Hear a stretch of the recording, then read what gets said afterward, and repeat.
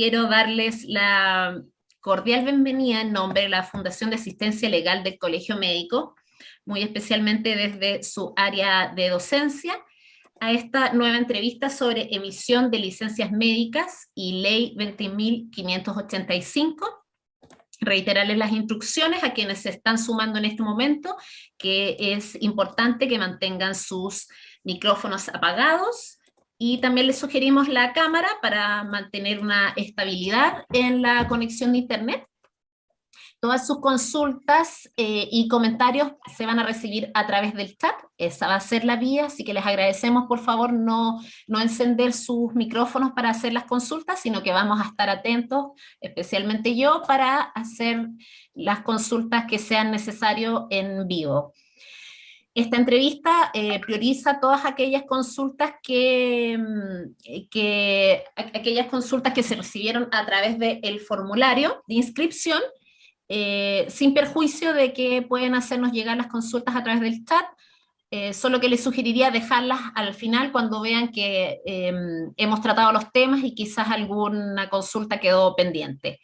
Si por algún motivo no les podemos leer su entrevista, o sea, perdón, su consulta durante la entrevista, la derivamos oportunamente a nuestros abogados, quienes se van a comunicar con ustedes para responderles. Sin más palabras, y dado que tenemos una súper importante convocatoria, de hecho les cuento que tuvimos más de 500 inscripciones, así que voy a tratar de ser lo más directa posible para presentarles desde ya a nuestros invitados. Primero quiero presentar al abogado que nos va a acompañar de parte de la Fundación. Se trata del señor Nicolás Sangüesa. Él ya lleva más de 10 años, prácticamente 12 años, acompañándonos en la institución, encargándose de todo lo que tiene que ver con, por supuesto, con las presuntas negligencias médicas, derecho administrativo y otras materias. Y él es abogado penalista. Así que le doy la bienvenida al señor Nicolás Sangüesa del Valle, si me confirma que me escucha correctamente. Sí, sí, confirmo que te escuché. Gracias por la invitación. Es un tema que ha causado interés a todo el mundo médico, y esperemos responder las preguntas que les causen más curiosidad, por supuesto.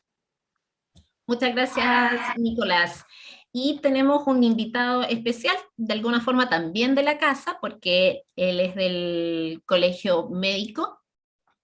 Me refiero al presidente del Departamento de Medicina Privada, el doctor César Cárcamo, quien es médico cirujano de la Universidad de Chile, especialista en anestesiología, medicina intensiva y de dolor, exdirector médico de clínicas y hospitales, y como les decía, actualmente es quien preside el Departamento de Medicina Privada del Colegio Médico de Chile.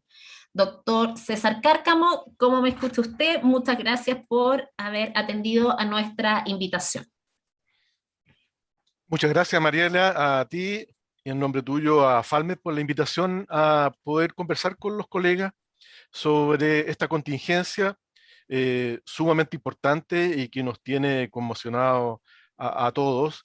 Y a nombre del Departamento de Medicina Privada y de sus delegados regionales, quisiéramos decir que es un tema de la mayor importancia, dado que nuestro foco está en el trabajo de los colegas en el sector privado y que por supuesto esto tiene que ver, ¿no es cierto?, con la emisión de licencias del sector ISAPRE. Así que nuevamente muchas gracias por la invitación y espero que, al igual como dijo Nicolás, podamos satisfacer todas las dudas, responder todas las preguntas que nos hagan, y si hay alguna pregunta que queda pendiente, nos comprometemos posteriormente a enviar la respuesta.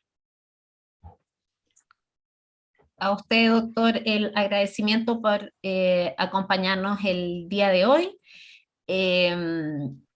Estamos transmitiendo también a través del YouTube Live de Falmed Comunicaciones, así que también les damos la bienvenida a quienes se conectaron a través de esa plataforma. Muy brevemente, contarles que esta es una iniciativa que nosotros realizamos desde el año pasado, cuando comenzó la pandemia, y que hemos mantenido hasta el día de hoy, así que para todos quienes se suman por primera vez a esta entrevista en vivo, desde ya los quiero dejar invitados para que se conecten cada 15 días, que nos van a encontrar acá con un tema de interés. Y bueno, para comenzar el día de hoy, y si Alejandra me acompaña, muchas gracias. Estos son los temas que recibimos de parte de ustedes para la presente entrevista. Los hemos consolidado y concentrado a partir de 6 grandes temas. Como les decía, recibimos 500, por lo menos 500 formularios, así que más de 300 consultas, y las hemos dividido en, primero, tratar sobre cómo es una correcta emisión de una licencia médica. Luego esperamos contestar cuáles son los motivos por los cuales se tiende a cuestionar uno de estos documentos emitidos por los médicos y cómo hacer correctamente un informe. ¿Cuándo puede ser un médico sancionado? ¿Cómo? ¿Y cómo? Digamos. Recibimos también varias consultas respecto a la situación de las licencias médicas electrónicas y aquellos médicos que aún no cuentan con la posibilidad de emitir licencias médicas electrónicas. Entonces, ¿qué es lo que pueden hacer con este nuevo sistema? Algunos casos especiales, especialmente a propósito de la coyuntura y la emisión de licencias médicas de los psiquiatras, por ejemplo, y un espacio breve de conclusiones donde les vamos a dar la palabra a nuestros expositores y también esperamos contar con un minutito de espacio con un director de la fundación para que pueda contarnos qué es lo que Colmed y Falmed están haciendo al respecto de esta, podríamos llamar, arremetida o amedrentamiento que han recibido algunos médicos de parte de ISAPRES respecto a la emisión de licencias médicas. Pero nuestro foco educativo primero es que conversemos sobre su correcta emisión, así que quiero darle la palabra primero al presidente del Departamento de Medicina Privada y doctor Cárcamo, contar qué es lo que tiene que tener en cuenta el médico antes de emitir una licencia médica para que ésta quede otorgada de la forma correcta y que debe hacerse. Muchas gracias, doctor, le doy la palabra. Sí, bueno, voy a decir algunas cosas que son obvias, pero que es necesario reiterarlas, especialmente en el contexto en que nos encontramos hoy día respecto a los temas que vamos a ver posteriormente de rechazo de licencias y el tema de las querellas. La licencia médica es un instrumento de la seguridad social, es un subsidio. De hecho, todos las llamamos licencias médicas, pero su nombre correcto es el subsidio de incapacidad laboral. Y que por lo tanto se entiende de que es una prestación que da la seguridad social a una persona, en este caso un paciente, en un estado de necesidad. ¿Por qué no escucho? ¿Y cuál es el estado de necesidad? Porque estoy conectado al parlante. Este estado de necesidad corresponde a una enfermedad. Y por tanto, aquí no podemos separar el contexto del beneficio económico de este instrumento de lo que, del espíritu profundo de la licencia que forma parte de la terapia, del tratamiento médico hacia un paciente. Cuando nosotros hacemos, ¿no es cierto?, un diagnóstico y entregamos una estrategia de tratamiento, dejamos varias indicaciones. De hecho, las primeras es el régimen, ¿no es cierto? Si es régimen cero, si es liviano, si es común, si es de algún tipo especial.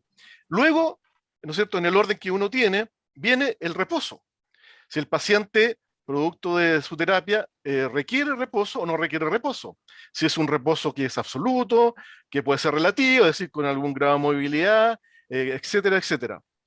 Pues bien, en el contexto del reposo, si el paciente tiene un contrato laboral o cotiza siendo independiente, obviamente él no va a poder trabajar y requiere reposo. O sea, el médico, ¿no es cierto?, el profesional, el cirujano dentista y el profesional de matronas o matrones, también emiten licencia. Cuando me refiero a emisor de licencia, me voy a referir a esos tres, pero invariablemente, ¿no es cierto?, uno se refiere como médico. Si el médico indica que el paciente tiene reposo, por lo tanto ese paciente no puede ir a trabajar o podría eventualmente tener una licencia parcial. Pero si no puede ir a trabajar, lo que otorga el beneficio de la seguridad social son dos conceptos. Primero, como ya le dije, el beneficio económico de mantener, ¿no es cierto?, su remuneración mientras esté con licencia. Y el segundo es que le protege que durante ese reposo contribuya como una terapia más.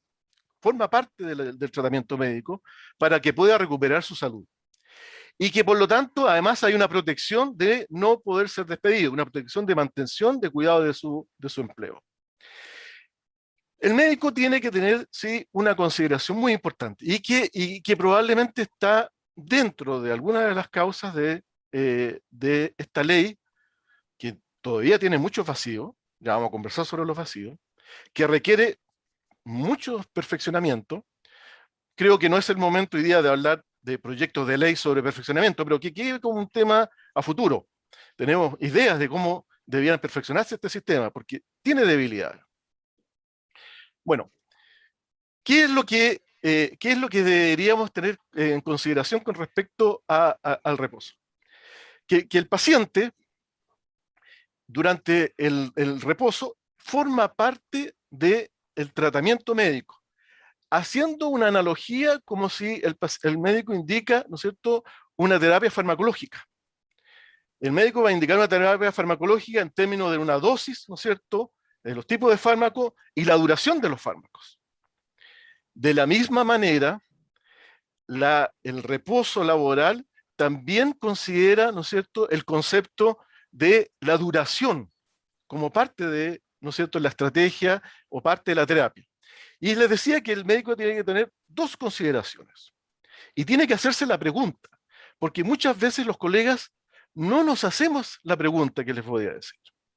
Y la pregunta es, ¿el paciente tiene recuperabilidad laboral? Es decir, ¿es una enfermedad que va a mejorar?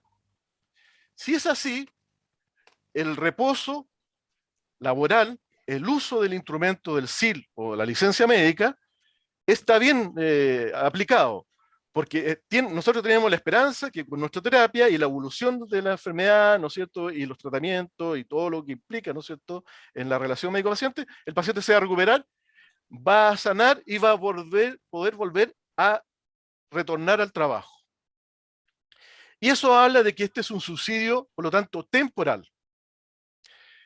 Pero si nos hacemos la pregunta y la respuesta es que ese paciente no tiene recuperabilidad de su enfermedad, o ya llegó a una situación de que está en una etapa crónica de esa enfermedad, en ese momento ya el instrumento pierde validez, pierde sentido, y lo que corresponde hacer es decirle al paciente, mire, hemos hecho el esfuerzo con usted lo sabe, lo hemos tratado, ha sido intervenido, ha tenido rehabilitación, pero llevamos todo este tiempo, todos estos meses, y su enfermedad está en una etapa crónica. Hay elementos secuelares, y por lo tanto lo que corresponde ahí es, ¿no es cierto?, aplicar la jubilación por discapacidad. Entonces, esa pregunta siempre tenemos que hacerla, porque parte del cuestionamiento que el sistema tiene que ver, ya lo vamos a conversar, no con que hay una crisis en el sistema de un aumento exagerado en el número de licencias, porque no es así. Ya conversaremos de que el número de licencias del sistema hoy día es menor que años antes, pero la duración de las licencias sí se ha incrementado. Y eso ha atencionado al sistema. Entonces, por lo tanto, resumiendo, el colega tiene que asumir de que el reposo forma parte de las terapias y por lo tanto tiene que llevar un registro adecuado de sus terapias, que incluyen el reposo.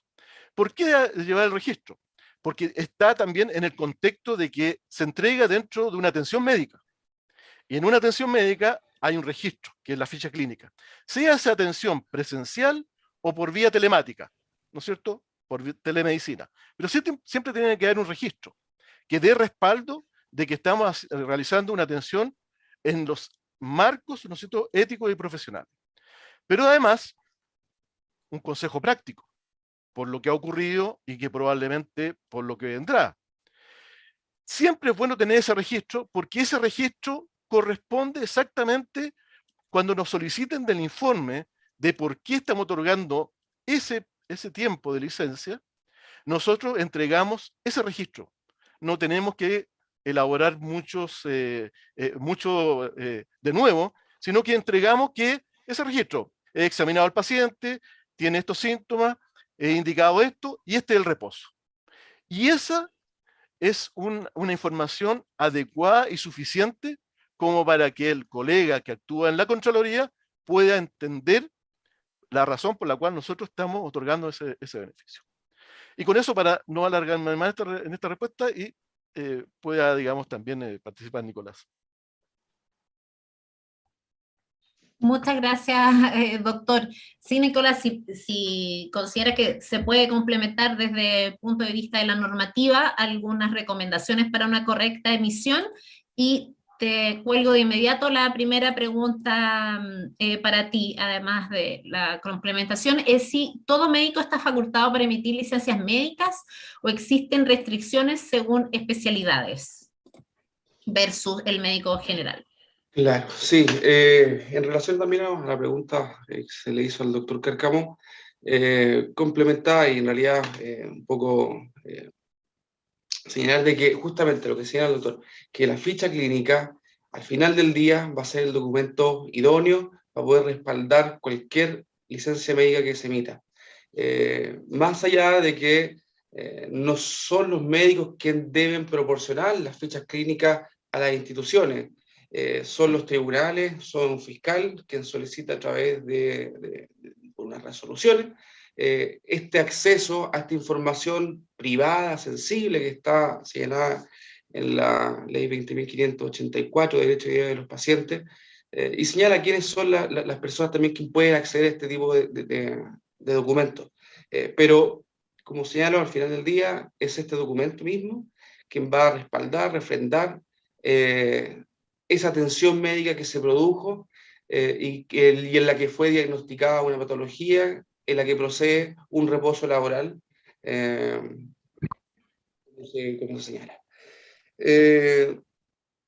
Entrando a la segunda pregunta y referente a las especialidades y si un médico puede emitir una licencia en cualquier, digamos, especialidad. La verdad que en Chile y en la normativa chilena no existe una ley de especialidades, ¿ya? Eso para tenerlo en claro desde ya. Y además la ley 20.585, que trata justamente sobre el otorgamiento de las licencias médicas, no hace ninguna distinción. No hace ninguna distinción. Entonces entendemos de que cualquier médico pudiese emitir cualquier tipo de licencia médica. Pero sí existe, y esto es una cosa que yo a los médicos les invito a conocerla, que existe un decreto número 7, que habla sobre recomendaciones, una guía sobre recomendaciones en cuanto al reposo, y ahí se establecen criterios respecto de un médico general que emite, por ejemplo, una licencia para un resfrío, que va entre los 2 o 3 días, una segunda licencia habla de 4 o 5 días más, habla también respecto de licencias, por ejemplo, de salud mental, licencias traumatológicas, y en una primera instancia, justamente, un médico general pudiese emitir esta tipo de licencia en un plazo determinado. Estas recomendaciones, esta guía lo establece. Yo lo invito a chequear esto, porque hay casos particulares, pero la pregunta es así, se responde de esa forma. ¿Se puede un médico general emitir una licencia como justamente ahora se está viendo, los medios generales han emitido por salud mental a propósito de la pandemia, a propósito del contexto nacional, han podido emitir, han sido cuestionadas, ¿de acuerdo? Hay oportunidades de poder refutar ese rechazo, que los vamos a ver más adelante, pero sí se puede. ¿Mm? Gracias, Nicolás. Y una de las consultas más recurrentes, doctor, que recibimos es si existe un tope máximo de números de licencias que un médico puede emitir, ya sea en un año, en un determinado periodo de tiempo, y sobre qué se basa ese cálculo, considerando lo variable que puede ser, según la especialidad, cuántos números de pacientes atiende un profesional médico. Bueno, esa es una pregunta sumamente importante y es clave en el contexto de que hoy día, en la situación que nos encontramos hoy día. El título de la reunión es hoy día la licencia médica y la ley 20.585. Para quien no lo saben, esa es una ley que regula explícitamente el tema de la licencia. Y en esa ley están contempladas las sanciones, ¿no es cierto?, que están afecto tanto a los emisores, los profesionales, como los contralores médicos de la ISAPRE. Las sanciones, solamente voy a, como introducción porque lo vamos a más adelante. Las sanciones, hay sanciones administrativas que tienen que ver con médicos, por ejemplo, que a la solicitud de entrega de informe por parte de una Contraloría médica de la ISAPRE o de los COMPINES, no la entrega, o la información es incompleta en forma reiterada, y hay sanciones administrativas. Sanciones pecuniarias en UTM, 7,5, 15, 30, 60, etcétera, va subiendo si es reiterado su negativa, o incluso puede ir, ¿no es cierto?, a la prohibición de emisión de licencia por periodos cortos de 15 días, 30 días, etcétera, un año. Bueno, pero tiene que ver con la falta de entrega de informes en que la ISAPRE encuentra que la duración de la licencia no corresponde al diagnóstico y quiere tener información, conocimiento, decirle, oiga, aquí tenemos un estándar de que esta patología que usted indica, por la cual se emitió la licencia, tiene este estándar y usted lo ha duplicado, queremos que nos entregue información. Si no la entrega, están aplicables esas sanciones administrativas. Pero algo muy distinto, y ese es un punto que hay que aclarar y que hay que juntarse, digamos, con el sector, se refiere a las emisiones fraudulentas de licencia. Y que tiene que ver con que se da en un contexto que no es una relación médico-paciente, formalmente una consulta. La Suceso tuvo un consenso, la Superintendencia de Seguridad Social, puede que nosotros digamos algunas cosas que demos por sabidas, así que me voy a detener. La Suceso es la Superintendencia de Seguridad Social, que depende del Ministerio, ¿no es cierto?, de Previsión Social y del Ministerio del Trabajo. La Super de Salud es del lado de salud. La que regula el tema de la licencia es la Suceso. La que fiscaliza la ISAPRE es la Super de Salud. Ahí, primer vacío de la ley y una suerte de crisis, de conflicto de interés y controversia.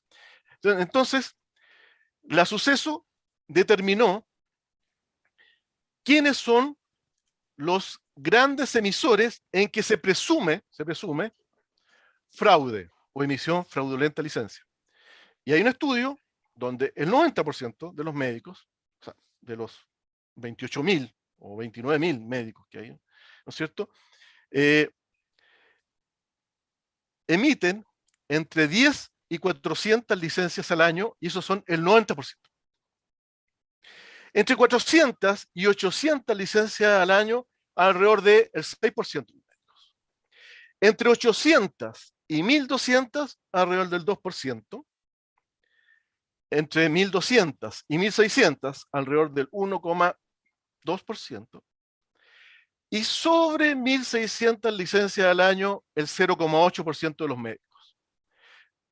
Pareciera que ese estudio del 2018 se ha mantenido.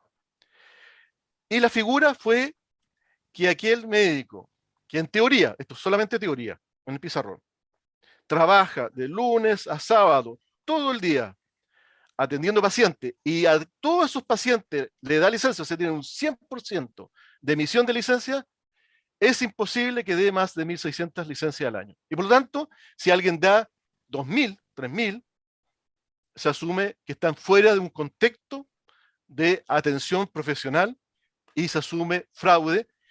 Y ahí está el tema. Cuando se asume fraude en ese contexto, la indicación es el envío al Ministerio Público.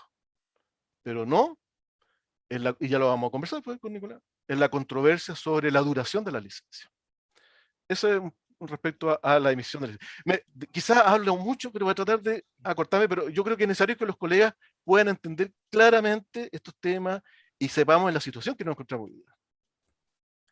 Doctor, y siguiendo con usted y a propósito de la polémica de los días, y que usted dice que uno de los mayores problemas que ha habido es no tanto ahora por las cantidades, sino por la duración, digamos, que los médicos le dan a la licencia. ¿Existe algún tipo de orientación manual, nos preguntaban, por patología? Respecto a cuántos días de reposo se tienen que entregar para evitar el reposo injustificado que les cuestionan a los médicos? Bueno, cuando se publica la ley, la 20.585, en el gobierno del presidente Piñera I, en el año 2012, esa ley dice, el doctor no hace esto, viene esta pena. El doctor no hace esto, viene esta otra pena, y si el doctor comete fraude, va a ir al Ministerio Público y arriesga pena hasta presidio menor, ¿no es cierto?, hasta 3 años. Bueno, después viene la discusión, oye, pero hicimos una ley que contempla sanciones, pero nadie había dicho cuál es el error del doctor. Entonces, rápidamente el Ministerio de Salud, en el año 2013, elabora unas guías incompletas, a nuestro juicio, falta de actualización y con muchas críticas. Pero son guías que son referencias. Una guía clínica es una referencia, así lo entendemos los clínicos. Y aquí hay guías clínicas, donde dice, este diagnóstico se asume este estándar de reposo. El tema es que ahí hay varias controversias. Primero, especialmente en lo que es salud mental. Se asume en salud mental que pudiera un médico general dar las primeras licencias, eventualmente hasta la tercera. Y que después necesariamente tiene que ser un psiquiatra el que da la licencia. Pero resulta que, en el contexto de enfermedad mental, que es el trasfondo de la discusión hoy día, y que tiene unas implicaciones más allá de, ¿no es cierto?, el problema que tenemos nosotros los médicos. Hay un problema social que tenemos que abordar y que tenemos que conversar hoy día también, sobre el por qué estamos teniendo estas altas tasas de licencia de salud mental. Entonces, en salud mental no contempla, por ejemplo, las condiciones biopsicosociales. Por ejemplo, el año 2013, cuando se construye esa guía, no tuvimos la pandemia COVID. No tuvimos, ¿no es cierto?, la pérdida enorme de empleos. No tuvimos, ¿no es cierto?, muchas familias temerosas de enfermarse y morir, haciendo duelo porque falleció un ser querido, arrinconadas, ¿no es cierto?, en un departamento pequeño, sin poder saber si van a poder volver atrás, etcétera, etcétera. O sea, hay un contexto que claramente impacta y agrava, ¿no es cierto?, los temas de depresión, ¿no es cierto?, y los temas de estrés, de ansiedad, etcétera, etcétera, que pueden explicar el por qué hoy día tenemos, ¿no es cierto?, emisiones de licencia más largas. Pero esas guías, y esa es una estrategia y algo que el Colegio Médico tiene que solicitar, es que tienen que ser actualizadas, porque hoy día esas guías no están siendo utilizadas como una referencia, están siendo utilizadas como argumentación para asumir fraude. Y eso es un criterio que nosotros como Colegio Médico no compartimos bajo ninguna circunstancia. Muchas gracias, doctor. Nicolás, ¿existe un límite de repetición de licencias? La verdad que la ley tampoco se pone en ese caso de que existe un límite y que bueno, podemos referirnos a las guías referenciales, ¿verdad? Como ha dicho el doctor, son criticables, por supuesto, no están quizás acorde al contexto que hoy por hoy pasamos, eh, pero como son referenciales, no son, digamos, no son la Biblia y pueden ser flexibilizadas.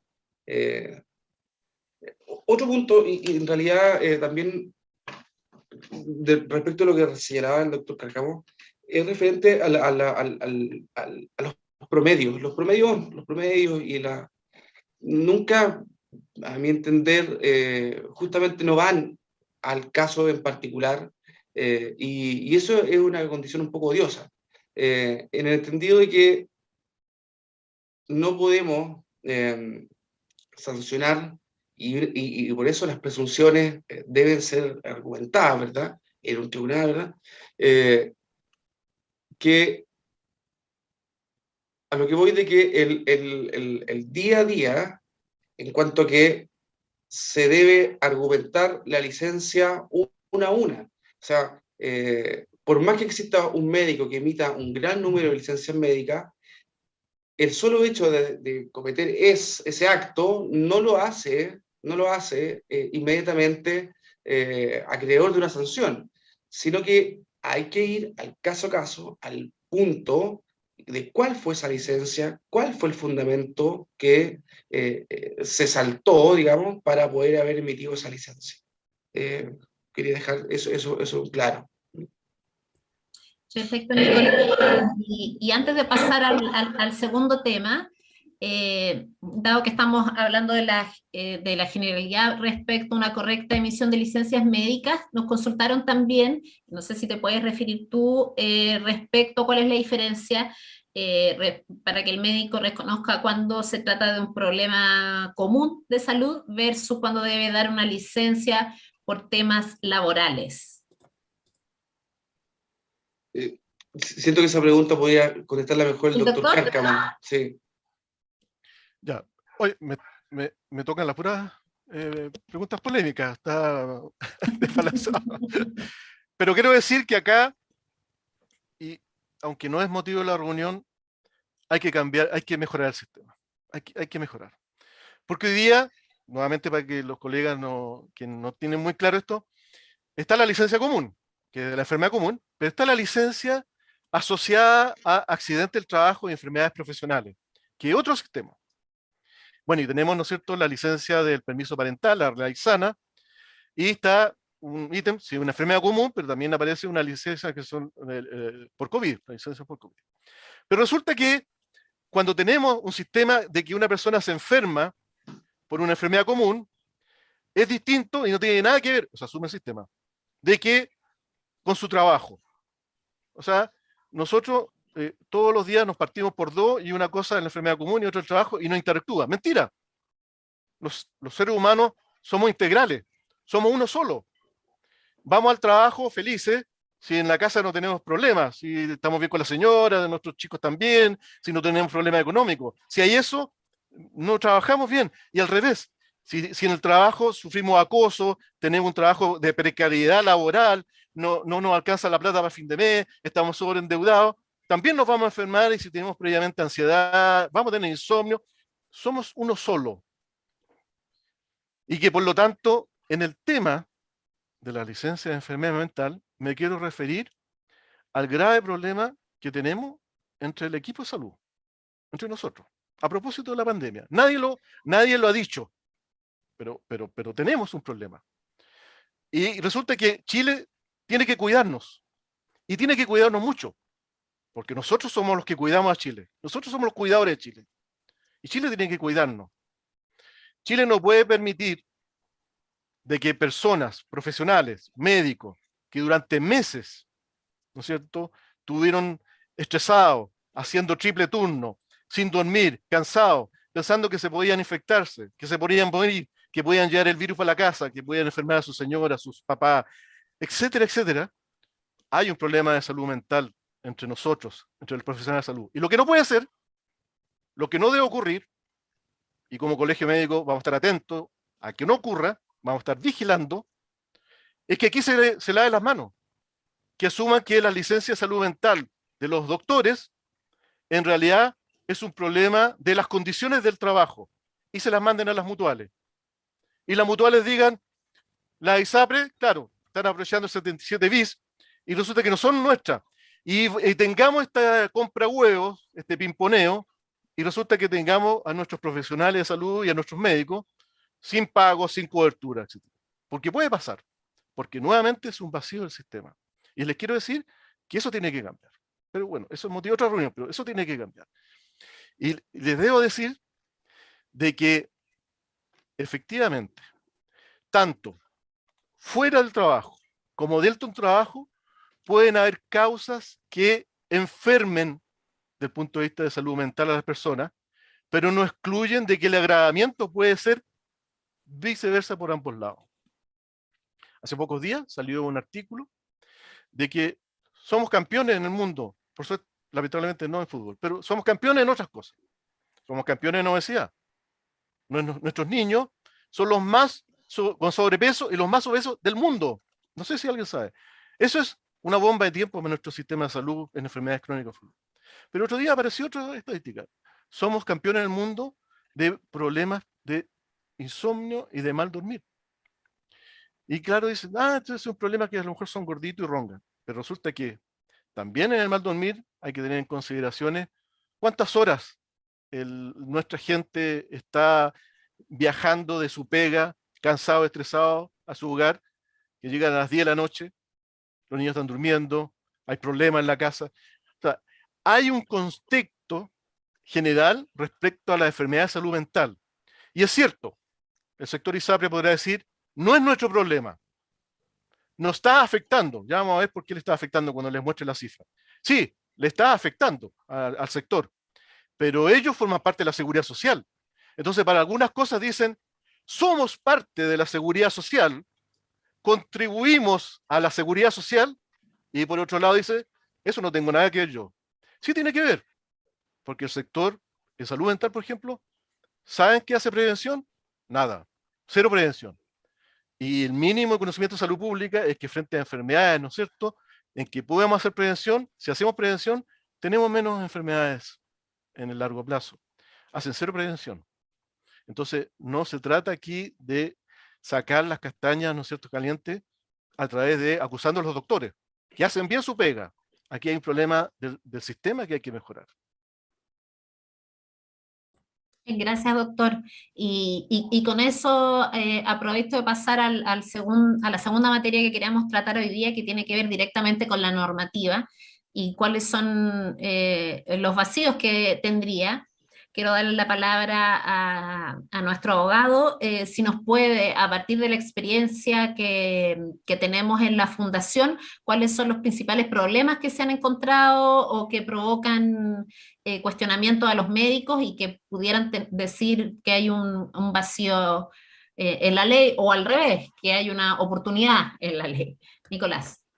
Sí, bueno, ya señalamos que esta ley se promulgó el año 2012 y creo yo que había estado un poco en desuso, no se había utilizado, hasta, creo yo, y es por el conocimiento que tenemos nosotros de las consultas que nos llegan, hasta yo creo que 2, 3 años, las COMPIN, las sucesos, empezaron a utilizar esta normativa para fiscalizar.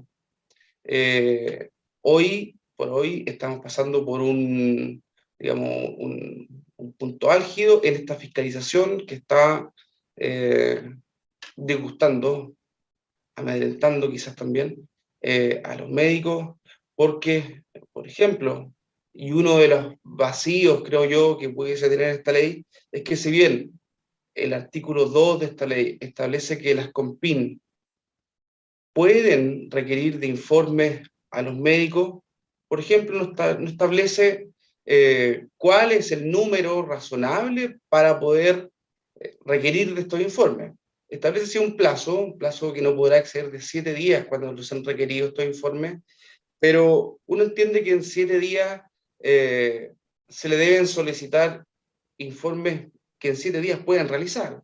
hablo de quizás, no sé, 5, 10, 15 informes, no lo que hemos visto en los últimos par de semanas, específicamente desde el 13 de septiembre, que se están enviando solicitudes a médicos por 1.000, 2.000, 3.000, 5.000 informes, no solamente, claro, y no que fuera de los últimos 6 meses, sino que son informes de licencia antigua inclusive, y que en algunos casos muchos médicos ya no trabajan en el lugar, no pueden acceder a esas fichas clínicas para poder confeccionar esos informes, y evidentemente se produce una arbitrariedad, diría yo, una arbitrariedad que se está traspasando también a los tribunales de justicia, porque se necesita que haya un pronunciamiento respecto de ese procedimiento. Si ese procedimiento está o no acorde al debido proceso, si tiene plazos que son razonables, si que esos plazos pueden o no, y el hacer esos informes puede o no interferir, por ejemplo, en el trabajo, en la libertad del trabajo que tiene el médico. Si puede interferir, por ejemplo, también en su vida privada, ¿verdad? Eso es una cosa que considero que existe justamente ese vacío, que debiese ser quizás modificado, y los tribunales justamente están para eso, también para revisar, para interpretar esa ley. Eh, eh, Esta ley establece, no sé si entrar de lleno un poco a ver cuáles son los procedimientos, pero a grandes rasgos, esta ley establece, yo diría, tres procedimientos. Uno es el que lleva la COMPIN en el artículo 2 y que establece sanciones que van desde las 7,5 UTM, disculpa, son de 10 UTM. Son 10 UTM y una sanción, además, por una inhabilidad para emitir licencia por 15 días. Esto es en caso, y ahí quizás también pueda existir un vacío, en el sentido de que a la sola no presentación de los antecedentes se presume algún tipo de culpabilidad y recae una sanción inmediata. Más allá de que existan recursos que se puedan que intenten dejar sin efecto esas resoluciones, pero se castiga de inmediato al no haber aportado los antecedentes. En muchos casos también nos hemos encontrado con que esta ley, por ejemplo, se estaba utilizando la carta certificada como medio de notificación. En muchos casos, los médicos no cambiaban, y eso es un llamado también a actualizar los domicilios en las instituciones, porque justamente estas cartas certificadas son enviadas a ese domicilio y la carta certifica de que fue entregada en ese domicilio, no a la persona a la cual iba dirigida. Entonces, los plazos corren y las sanciones se llevan a cabo. También existe, podría ser un vacío. Ahora están utilizando los correos electrónicos para poder notificar esto, que me parece que es lo más obvio. Pero en ese es un procedimiento que establece el artículo 2. Luego, el artículo 5 establece otro tipo de procedimiento, también del orden administrativo, que lleva a cabo la Superintendencia de Seguridad Social. Y es este procedimiento para justamente sancionar la falta de fundamento médico en la emisión de una licencia médica. Son notificados también de la misma forma, deben acompañar informes de estas licencias, informes que por lo demás ayudamos en la Fundación a que esos informes tengan el contenido que debe justamente contener un informe que se llame como tal, que tenga una buena, evidentemente lo primero, individualización de las partes, luego que contenga una anamnesis completa, un examen físico que describa el examen físico, exámenes complementarios, si que también lo hubieran, el diagnóstico, el tratamiento terapéutico, farmacológico, y cuál fue, digamos, el motivo, ¿verdad? En razón a la patología, pero cuál fue explicar la necesidad del reposo. Esos son, digamos, un poco algunos tips para que cuando reciban alguna solicitud de parte de estas instituciones, ya sea la CONPI, ya sea la Superintendencia de Seguridad Social, confeccionen estos informes de esa forma. Así pueden sustentar y defender justamente su licencia médica, que se trata de una cosa de suerte de defensa.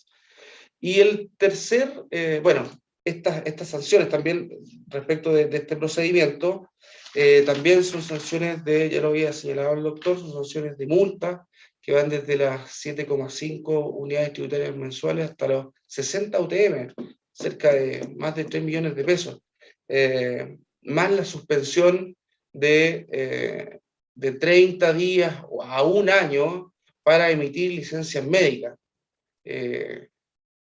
Estas resoluciones eventualmente son recurribles, inclusive la ley se pone en el caso de que sea recurrible ante la justicia ordinaria, ¿ya? Ahí podría ser.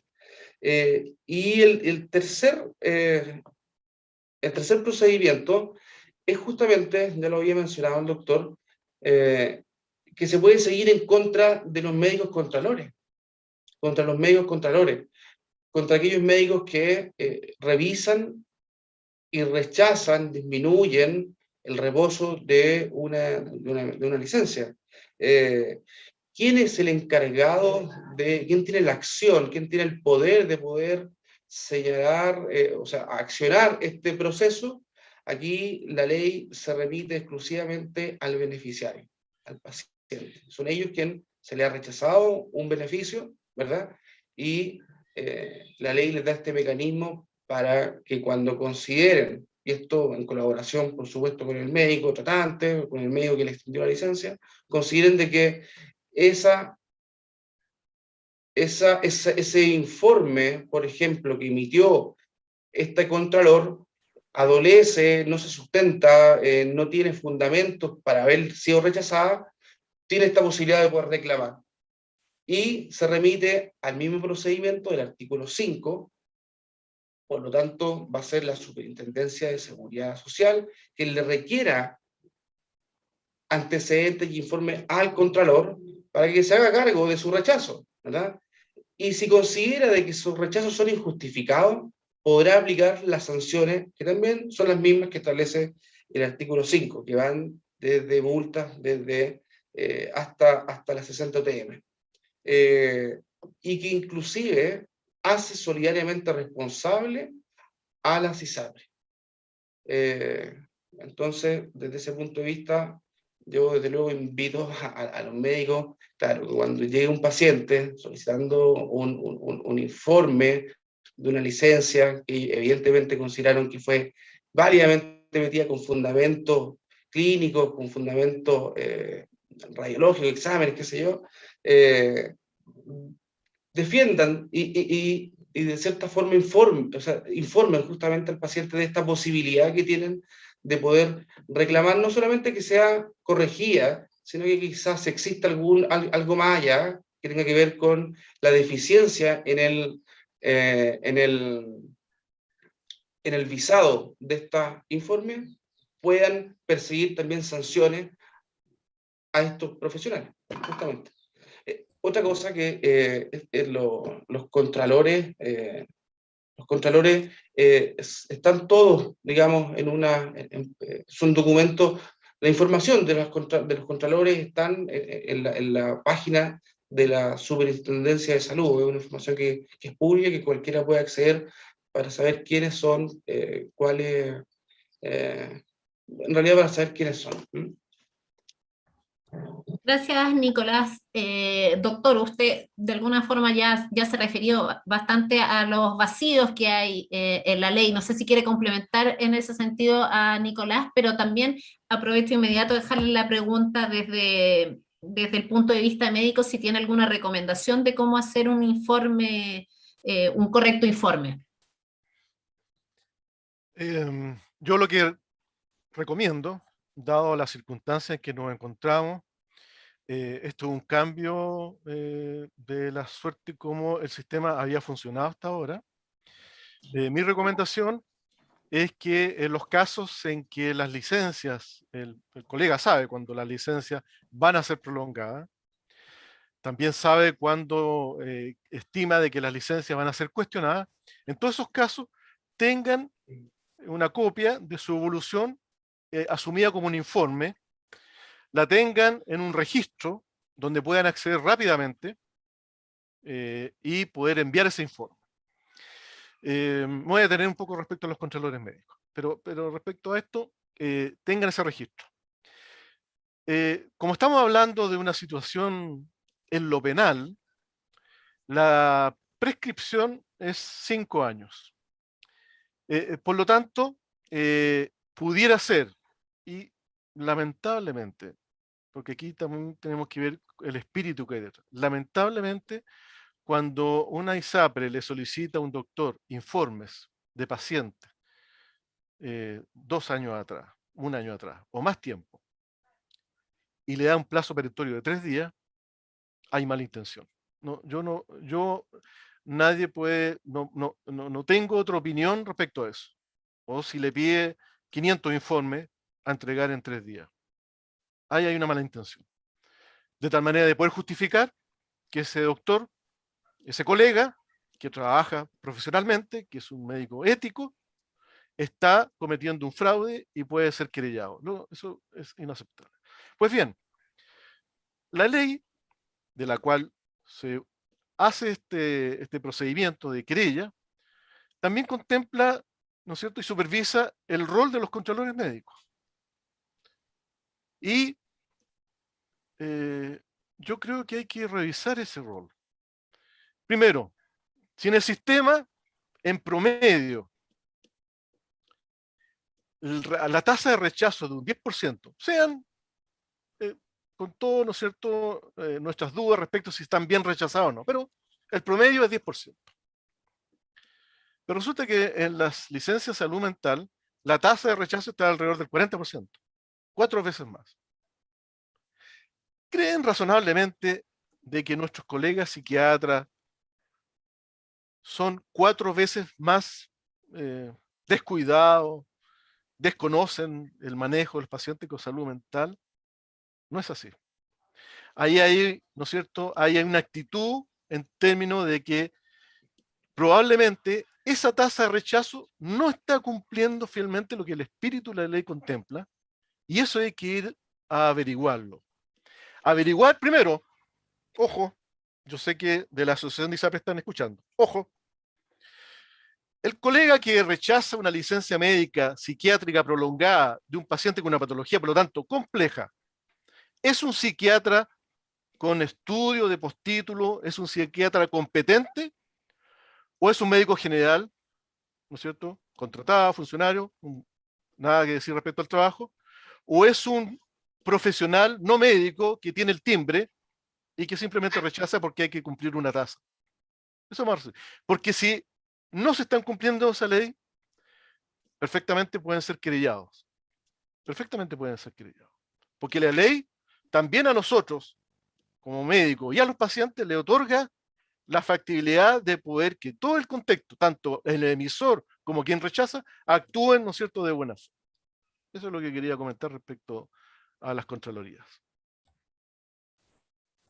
Gracias, doctor. ¿Puede un empleador o jefe restringirle al médico la emisión de licencias, ya sea en cantidad o números de día por licencias? ¿Que hable Nicolás, No. pero yo digo al tiro? No.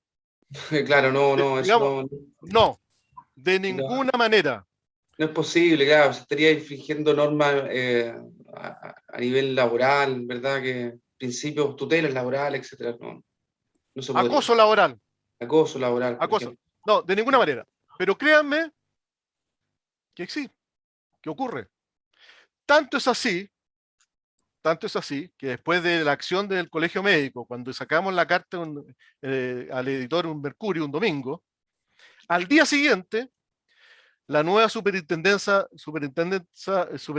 de la Suceso envió un oficio a todos los gerentes generales de la ISAPRE a decirle: no pueden enviar más cartas indicando a los pacientes ni a las clínicas, de tal manera de que no haya amedrentamiento ni amenaza a los colegas. Lamentablemente, en algunos lugares hemos recibido de colegas que nos han dicho que les llega un correo, les llega una nota, todo muy correcto, pero que en el fondo dice, mira, tú, tus colegas tienen una tasa de emisión de licencias tanto, y tú como que estás fuera como del grupo. Mira, tú como es que estás saliendo del espíritu de la organización. ¿Qué es eso? ¿No es acoso? ¿No es Doctor, una involucración indebida, ¿no es cierto?, en el trabajo de los colegas. Eso es inaceptable. también nos colocan situaciones donde la COMPIN dice si es que es correcto que se le solicite informe de licencias ya aprobadas y pagadas luego de 2 años de haber sido emitidas. ¿Hay un plazo respecto a eso? No sé, doctor o Nicolás. Sí, caemos un poco en este descriterio de la COMPIN en solicitar números exorbitantes y en tiempos también que son que no traen alcance. O sea, claro, si bien es cierto, lo autoriza, lo pueden hacer, pero como ya he dicho, es difícil encontrar una ficha clínica quizás de un paciente que dejé de atender porque ya no estoy trabajando en la misma clínica, estoy trabajando en otro centro de salud, entonces, complejo. Sí.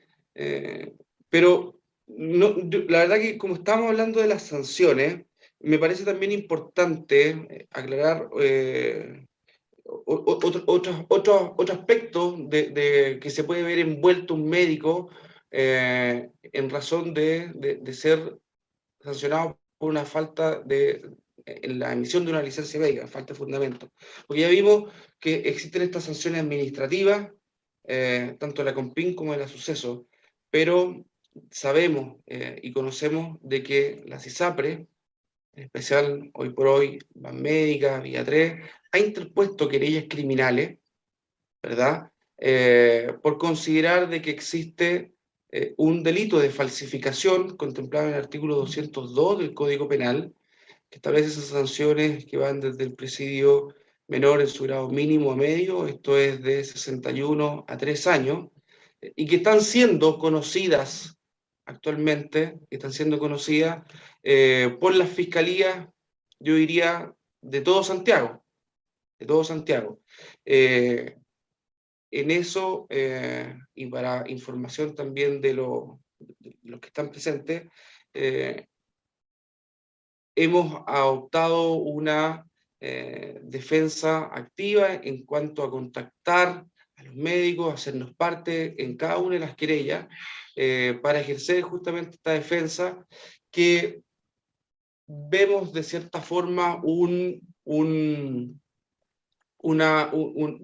coartamiento al libre ejercicio de la profesión médica, en el entendido de que más bien creo que ese puede ser el objeto de la interposición de la querella, porque que se llegue a comprobar que exista falta de fundamento médico en cada una de las licencias es una tarea difícil para el fiscal. Puede que existan, esto no nos podemos tampoco abstraer de la realidad, puede que existan en este gran número de médicos que fueron querellados, la posibilidad de que, por ejemplo, no existan fichas clínicas que yo he dicho que son el respaldo mayor de una licencia médica, pero se está abordando en una defensa en conjunto para luego muy probablemente vaya esto depurando, ir viendo caso a caso. Ya lo he dicho de que la licencia médica y para el derecho penal lo que interesa es que se cometa no en 10, 50, o sea, eso tiene que ver con la reiteración, por supuesto, pero con que baste con que haya una licencia médica para que tenga que adolezca de fundamento en su misión para que se pueda configurar el delito. Y tendrá que haber una revisión y de eso también la defensa va a estar encargada de que se realice una revisión exhaustiva de esa licencia y que los médicos tengan la oportunidad de poder también defender esa licencia ante la policía, ante la fiscalía y eventualmente no lo queremos ante un tribunal.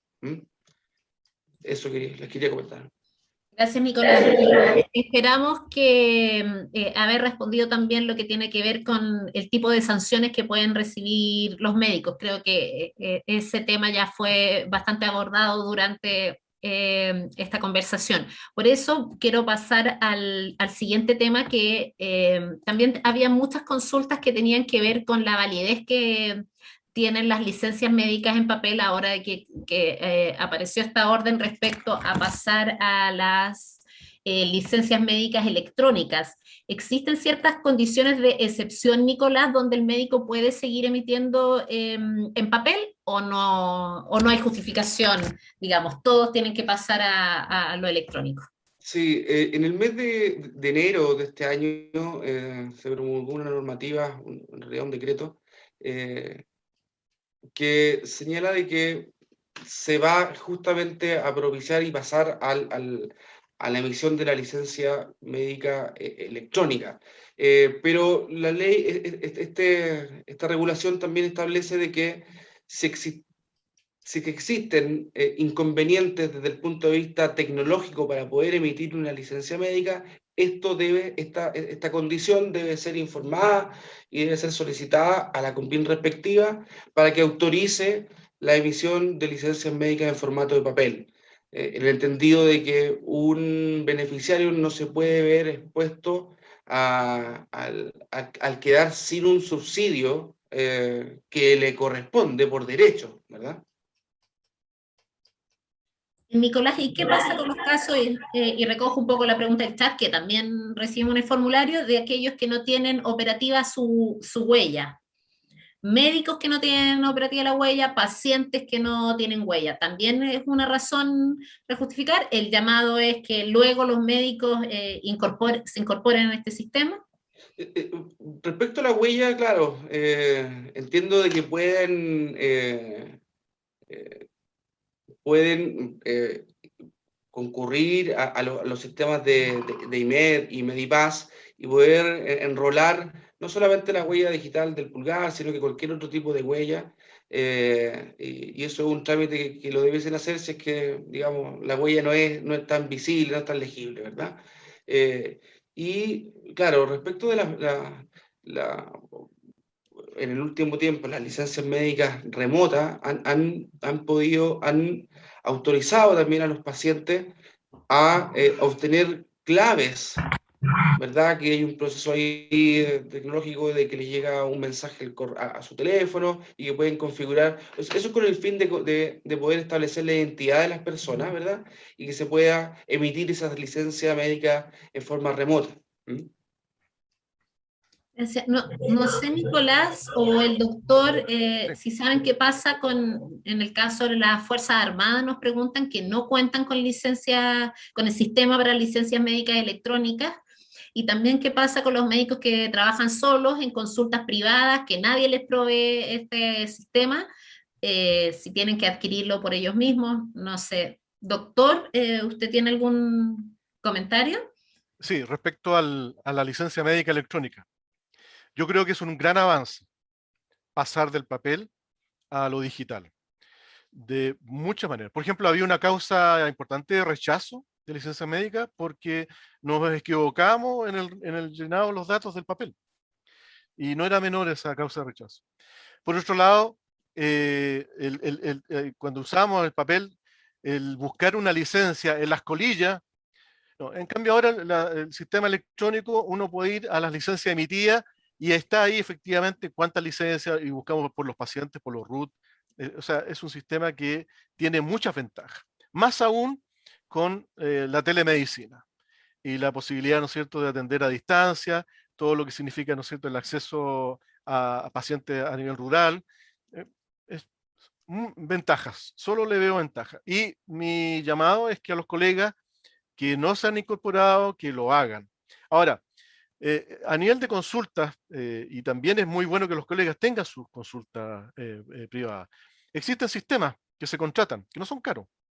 Está IMED y está Medipass, y tienen un costo mínimo que cobran solo por la licencia emitida, 200 pesos, 300 pesos por licencia.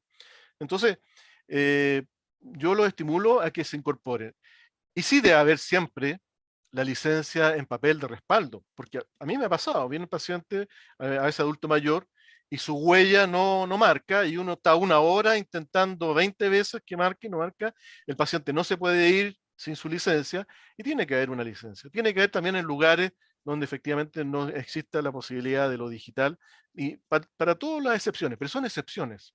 Eso es lo que quería aportar. Gracias, doctor. Quiero pasar un par de preguntas para que alcanzar a integrar la mayor cantidad posible de temas. Nos consultan psiquiatras. ¿Debe uno como psiquiatra realizar informes para todas las licencias que se emitan? ¿Cómo evitar tener dificultades con la ISAPRE en relación a la emisión de licencias? ¿Alguna recomendación? No sé quién quiere tomar la palabra aquí. Primero. Yo quiero reiterar lo que les dije, es que frente a la sospecha de que el paciente va a tener una evolución prolongada y va a requerir, ¿no es cierto?, emisión de licencia también de largo, de varios meses, tiene que justificarse bien y tener preparado el informe, asumiendo que van a pedir el informe, y bien justificado. Y obviamente el colega que está en la Contraloría podrá entender que una persona que no puede dormir, que está todo el día llorando, que no se puede concentrar, etcétera, etcétera, etcétera, no puede trabajar mientras no recupere sus funciones, el control de sus emociones, funciones cognitivas, etcétera. Entonces, ese es mi consejo. Justificar bien las licencias que sobrepasan el estándar. Claro, Nicolás. sí, sumar de que cuando son justamente licencias médicas prolongadas, un poco hay que ponerse el parche en telería y desde ya acompañar esa licencia con un informe. Me parece que, porque estar también que el paciente tenga que volver, en algunos casos pedir alguna nueva hora, quizás tomarse el tiempo y tratar de redactar el informe y acompañarlo en esa instancia. Gracias, Nicolás. Y otra situación más bien adversa, también nos colocaron en la situación en que el médico considera que el paciente está fingiendo una patología para tener una licencia y presiona para obtenerla. ¿Cuál puede ser la recomendación frente a ese tipo de situaciones en que quizás existe una falsedad de parte del paciente o incluso amedrentamiento quizás al médico? Mira, Nicolás. sí, ya, gracias. La recomendación, digamos, jurídica es que no podemos acceder a esas solicitudes que no tienen fundamento médico para poder ser emitida una licencia médica. No es posible, porque damos pie para estas investigaciones y no es la idea. También entiendo de que en muchos casos la presión que pueda existir del mismo paciente, los familiares que golpean la puerta, pacientes quizás también de orden psiquiátrico, un poco más agresivos eventualmente, existen otros mecanismos para poder limitar esas acciones, ¿verdad?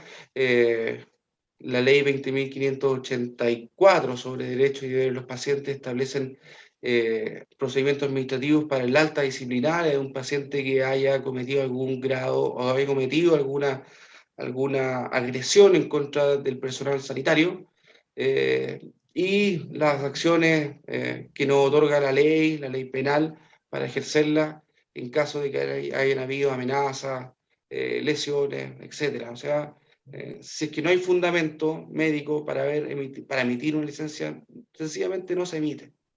Esa es mi recomendación. Gracias, Nicolás. Doctor, nos consultamos también si un médico general, ¿cuántas licencias continuas por un mismo diagnóstico puede emitir en caso de que su paciente no logre ser evaluado por una especialidad, ya sea en el sistema público, en el sistema privado, Y lo mencionan a propósito de que tras la pandemia existe una demora en muchas prestaciones en el servicio público. Bueno, esa razón justifica el otorgamiento y la prolongación de la licencia, pero tiene que explicitarse en el informe. El paciente presenta, ¿no es cierto?, tal patología que requiere para su resolución un procedimiento terapéutico, una cirugía, el realizar un examen específico que es importante para poder avanzar en su tratamiento. Ese no es posible porque hay listas de espera, porque no puede acceder, por ruralidad, etcétera, etcétera. Y esa es una razón entendible. Y eso se tiene que explicitar y se justifica la prolongación de la licencia, independiente de que sea un médico general. Eso no tiene nada que ver. Hoy día en Chile no existe la ley de especialidades médicas, por lo tanto, un médico cirujano está habilitado para emitir licencias médicas.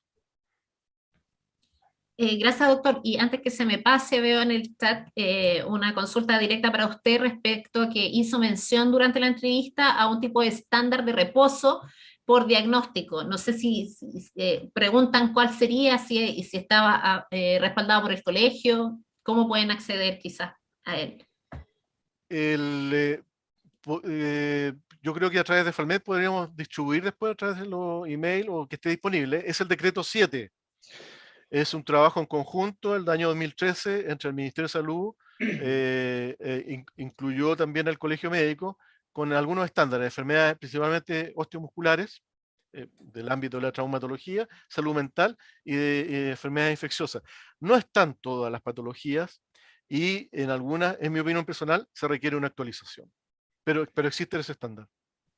Si alguno de los presentes quisiera chequear esa normativa, es muy fácil. En Google pueden colocar guías referenciales sobre licencia médica, sobre reposo de licencia médica, y los va a dirigir a la página de la Biblioteca del Congreso Nacional, y ahí van a poder encontrar el texto íntegro y que lo pueden revisar. Muchas gracias a ambos. Nicolás, no sé si de este tema se me quedó en el tintero una consulta respecto a las licencias médicas electrónicas. No sé si tienes información respecto a médicos que nos preguntaron que están en el extranjero, si pueden ejercer, digamos, en teletrabajo y emitir licencias médicas para pacientes en Chile. No sé si tienes esa información. La verdad que yo no veo inconveniente. El mundo globalizado, las redes hacen de que una atención médica también se pueda realizar. Entonces, si es que estamos frente a una pantalla y podemos tener una conexión donde se pueda conversar, donde se pueda dialogar, no veo el por qué no. Muchas gracias. Yo tampoco. Doctor, también nos consultan nuevamente si hay alguna forma de acceder a ese estudio que usted mencionó en 2018 respecto al promedio de licencia. Si después ese material el doctor nos lo puede hacer llegar y nosotros lo compartimos a través del correo electrónico a todos los que se inscribieron. ¿Les parece? Y además que del instructivo, si no me equivoco, el abogado Oportus también compartió en el chat al principio de la entrevista el que se hizo mención, el número 7, si mal no recuerdo, pero todo este material lo podemos volver a enviar a sus casillas. Y una última consulta muy fácil, o sea, muy pequeñita, antes de pasar a ir cerrando con conclusiones. ¿Se pueden hacer licencias a familiares, doctor, o éticamente pudiese ser reprochable? ¿Por qué no? Si tengo un sobrino enfermo, sí, puedo hacerlo. Ahora, distinto la autocensura de que uno quiera ser tratante de un familiar muy directo por un tema de que uno pierde un poco la racionalidad en poder estudiar la enfermedad de un ser querido, pero no veo ninguna limitante. Muchas gracias, doctor. Quiero darle la bienvenida también para la parte final al tesorero de la Fundación, el doctor Carlos Becerra, quien también dirige la Unidad de Defensa Laboral UDELAM, parte de las unidades de defensa que tiene actualmente Falmet. Doctor, le doy la bienvenida, muchas gracias por acompañarnos, porque queremos pasar efectivamente una parte en que hablemos un poco de las conclusiones y también qué es lo que está haciendo nuestro colegio médico a propósito de las acciones que han realizado las ISAPRES. Doctor, quisiera darle la palabra, junto con agradecer que se haya podido sumar unos minutos a la entrevista con Nicolás y el doctor Cárcamo. Hola, buenas tardes a todos y todas. Solo para traerles el saludo del directorio de Falmet, que a través de su presidente, el doctor Jaime Sepúlveda, que en este momento está en otras tareas de otra de las fundaciones que tiene el colegio. Traerles el saludo del directorio. Este tema es de la mayor relevancia tanto para la Fundación de Asistencia Legal como para el Colegio Médico. Agradecemos obviamente la entrevista que han dado excelente el doctor Cárcamo como presidente también del departamento de trabajo médico, o sea, perdón, de trabajo de medicina privada, y Nicolás, obviamente, como nuestro abogado que está a cargo de estas causas, y solo contarles muy rápidamente que, en efecto, estamos ya con más de 30, ¿cierto? A lo mejor ya lo mencionaron, colegas que están siendo patrocinados o que han dado su patrocinio para que Falmet los defienda frente a esta querella que han interpuesto un par de ISAPRES en contra de médicos. Nuestra presidenta del gremio, ¿cierto? La doctora también ha sido enfática, ha hecho, digamos, a través de las redes sociales, nuestra declaración como colegio, como gremio. Yo creo que es importante destacar que acá lo relevante es que el gremio médico y los colegas en general hacen un correcto uso de las licencias. Yo creo que eso hay que hacer mucho énfasis. Y siempre pueden haber en todo ámbito, ¿cierto?, algunas excepciones. Entonces, que a partir de algunas excepciones se pretenda por parte de un seguro, que es juez y parte a la hora de dictaminar, ¿cierto?, la pertinencia o no de las licencias y después pagar los beneficios que de eso se desprenden, nos parece cierto que eso es derechamente, y así lo ha expresado el gremio con fuerza, un intento de amedrentar el ejercicio profesional, de coartar, ¿cierto?, la libertad del ejercicio, que implica poder en una atención médica recurrir a todos los elementos que tenemos a la mano, que son, ¿cierto?, indicar un reposo, indicar algún examen complementario, indicar eventualmente una cirugía o un tratamiento farmacológico. Por tanto, en eso creemos que el gremio, digamos, tanto colegio como fundación y todas las unidades participantes hemos sido bastante enfáticos y estamos dirigidamente, ¿cierto?, defendiendo a los colegas de estas querellas y además interponiendo recursos en el ámbito, ¿cierto?, de la reclamación frente a la CONPIN, que ha estado haciendo solicitudes que son del todo irracionales. ¿Ya? Pedirle a un colega que emita miles de informes de licencias pasadas es algo que nos parece abusivo, y ahí también entonces se están activando todos los mecanismos, tanto administrativos como judiciales, para poder resguardar a los colegas. Eso, como para contarles, digamos, resumidamente, nos parece importante que en esto estamos todos juntos, y no vamos a permitir, ¿cierto?, que se coarte el ejercicio de la profesión por algunos casos puntuales que siempre van a existir y que están todos los canales disponibles, ¿cierto?, para las reclamaciones correspondientes, y que efectivamente la ISAPRE, que es la que está querellándose, no es la que además tiene las facultades legales para poder pronunciarse respecto a ese tema. Está, ¿cierto?, alguien podría decir que está implicada la ética médica, por supuesto, siempre como en todo acto médico pudiera estar implicada la ética, y para eso también el colegio tiene sus tribunales, tanto nacional como regionales, donde cualquier persona, digamos, sea paciente, sea colega, el que sea, puede hacer reclamaciones si le parece que algún actuar médico se aleja del código de ética de la orden. Por tanto, eso, yo solo contarles eso muy rápidamente y traerles el saludo y el compromiso, ¿cierto?, de la Fundación también, de que nosotros vamos a seguir adelante con todas estas medidas, buscando protegernos como gremio de estos intentos, digamos, de coartar la profesión.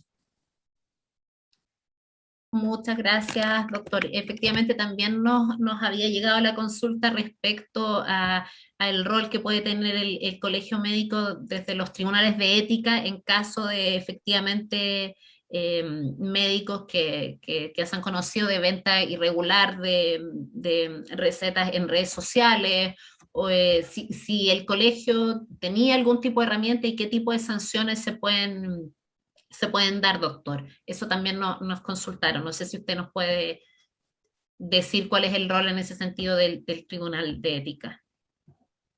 O sea, lamentablemente, como todos sabemos, el colegio no ha podido recuperar todavía la tuición ética de la profesión, por lo tanto, las acciones que puede tomar el Tribunal Nacional, los tribunales regionales, son solamente aplicables a los colegas colegiados, y eso puede llegar, ¿cierto?, a la sanción máxima, que es la expulsión del gremio, como ha ocurrido en algunos casos bien emblemáticos.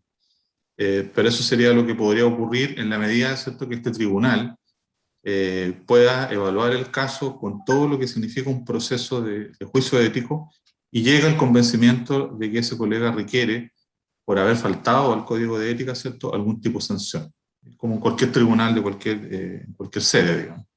Por lo tanto, eso está abierto, cualquier persona puede presentar un caso y va a ser evaluado en su justa medida. Pero claro, las medidas que se pueden tomar no son, digamos, muy amplias y tienen que ver más bien con la pertenencia al colegio, dado que ¿cierto?, el gremio no tiene, ningún gremio tiene la tuición ética como para tomar sanciones mayores y prohibir, por ejemplo, el ejercicio de la profesión. Eso, mientras no recuperemos la tuición ética de los colegios profesionales, eso no va a ser posible. Y en el caso de un colega que no está colegiado, la verdad que no tenemos mucha sanción que poder aplicar.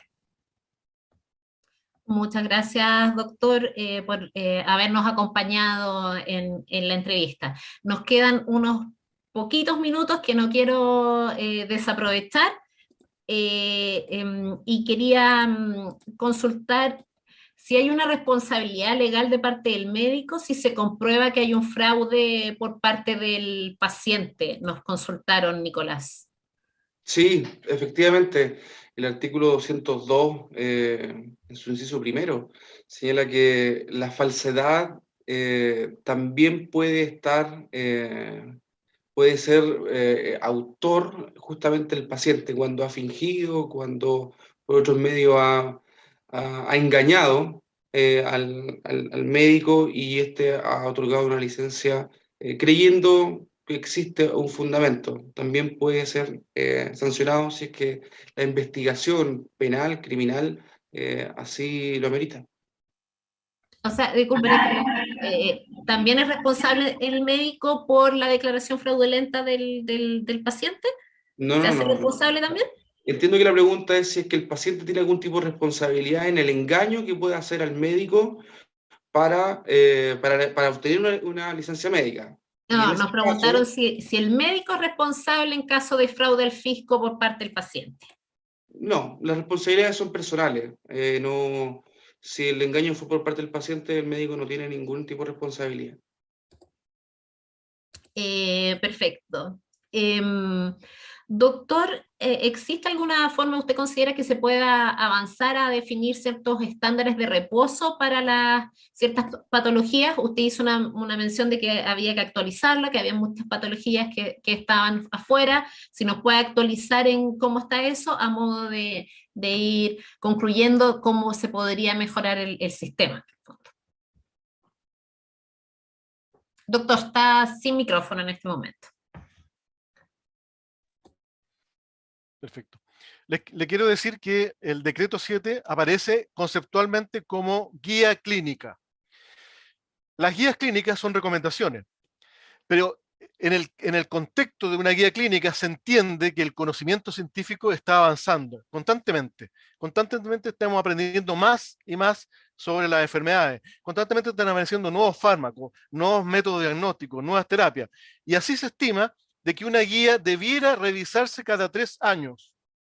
Pues bien, tenemos esta guía clínica por la cual hoy día los colegas están siendo querellados del 2012 sin ninguna actualización. Entonces, obviamente se requiere un trabajo de actualización que sea involucrando a las sociedades científicas, ¿no es cierto?, al Colegio Médico, al Ministerio de Salud, a todos los involucrados, pero tenemos que actualizarla, porque el rol que está jugando ese decreto hoy día es demasiado importante como para que esté basado en una recomendación totalmente desactualizada.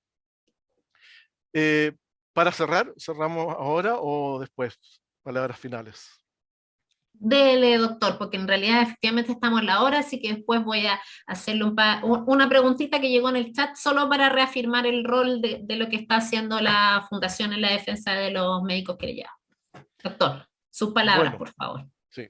A todos los colegas, estas querellas masivas, 285 inicialmente por Banmédica y Vida 3, y 28 la semana pasada por otras ISAPRES, han configurado un cambio del escenario. Es cierto que desde que nosotros hemos sido formados como médicos, siempre se nos ha hablado de las precauciones médico-legales, porque siempre estamos expuestos, ¿no es cierto?, a que poder tener eventos adversos o tener un quiebre en nuestra relación médico-paciente, y tener la precaución, una forma preventiva de poder defendernos adecuadamente. Esta situación nos obliga, y aquí una recomendación, a que quienes estamos emitiendo licencia, primero, asegurarnos que efectivamente las licencias, como les decía al principio, es una enfermedad recuperable. Si está más allá del estándar, poder tener la justificación adecuada y entregar la justificación que por ley están autorizadas, ¿no es cierto?, el CONPIN, la ISAPRE y la Suceso en solicitarla. Pero, y entendiendo, comprendiendo, pero no justificando la situación de la ISAPRE, porque del grupo de enfermedades mentales, todos los grandes grupos han ido disminuyendo la cantidad de licencias. El único grupo que ha aumentado la cantidad de licencias, que está ubicado en primer lugar, son las enfermedades mentales.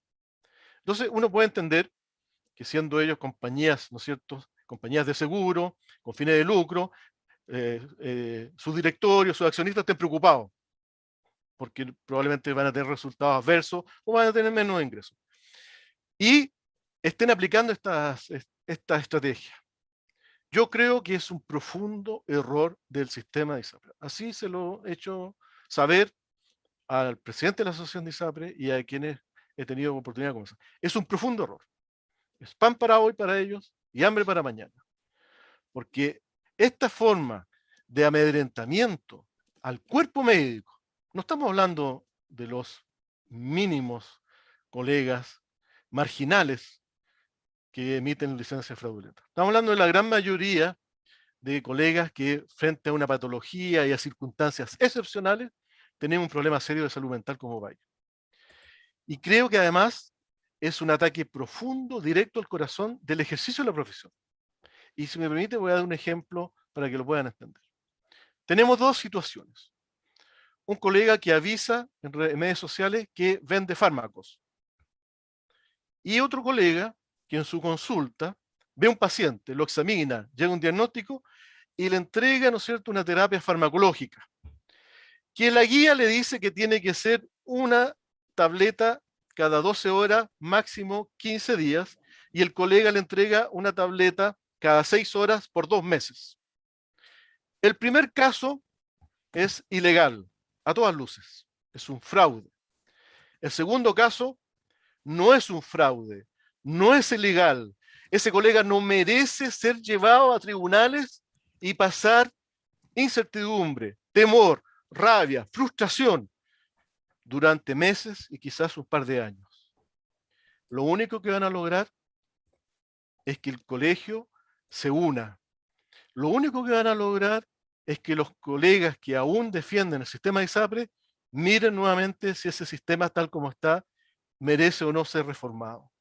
Yo creo que es un profundo error y hago un llamado a las ISAPRE a que corrijan ese error.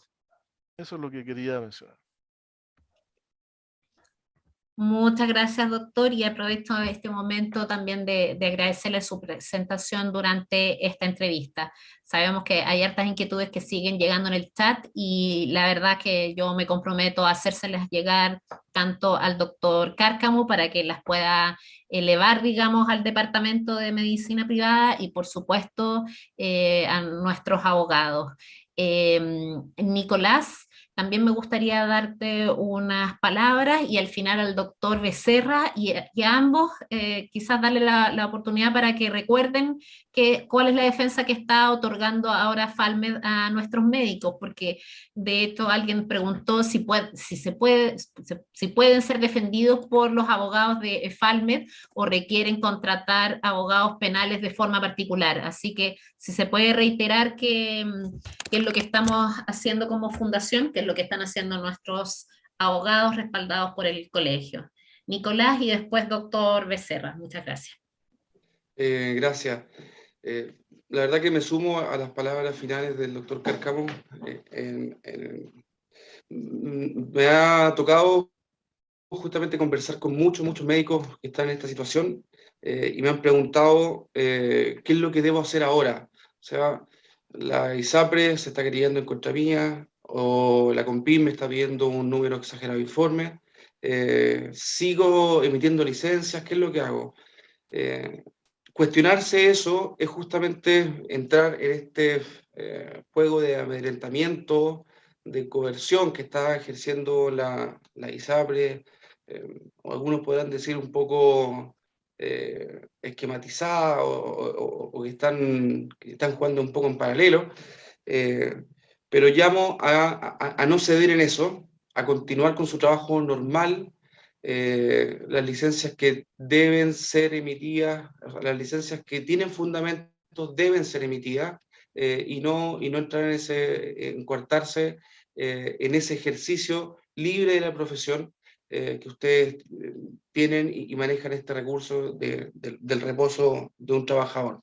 Desde Falmed, partiendo por Juan Carlos, abogado jefe de la fundación, y los colegas que integran también la unidad de otras materias. Estamos dispuestos, estamos con todos los canales abiertos, correo electrónico, teléfonos, WhatsApp, para recibir todo tipo de inquietudes, poder contestarlas y poder representarlo en lo que nosotros creemos que es justamente, y vuelvo a lo mismo, un derecho, el derecho de ejercer libremente su profesión y no ser coartada por una institución o instituciones que arbitrariamente están aplicando una ley. Eso. Que esté muy bien, muchas gracias. Gracias, Nicolás. Doctor Becerra, por favor. Sí, no reiterar solamente lo que dice Nicolás, que el Falmed está apoyando a todos los colegas que deseen defenderse por nosotros, y solamente tienen que tomar contacto.